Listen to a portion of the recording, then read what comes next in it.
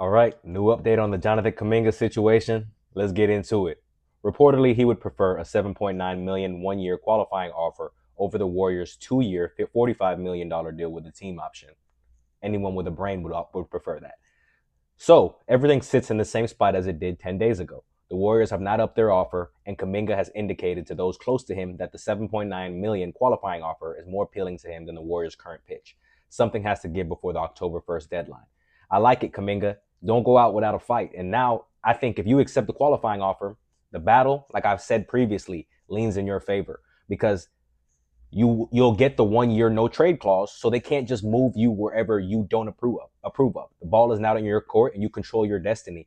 The only thing where I'm a little iffy about is they could play hardball with you too and just not play you whatsoever, which does kill your market a little bit because you will not be able to go into free agency the following summer and get the same deals that were on the table after having a year of no production, basically, if they decide to do that to you.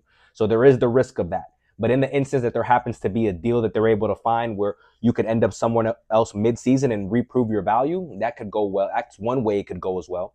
And then also, if the Warriors do right by you and put you on the court and try to keep the main thing of winning basketball games, the mission and how they're going to use you, then you can still strengthen your value and keep the value that you currently have if the Warriors decide to play you this season. But being how this has looked on both sides, I wouldn't expect that. I would expect the opposite. I would expect going into there that they're going to sabotage you and try to destroy you on the way out. You just have to be prepared for the worst and hope for the best. But you have to play hardball with them because they're not doing right by you. That 2-year team deal that they gave you, that's not in good faith whatsoever. And you already know the writing is on the wall if you accept that. So anyone with a brain would see that's not something we're even going to entertain.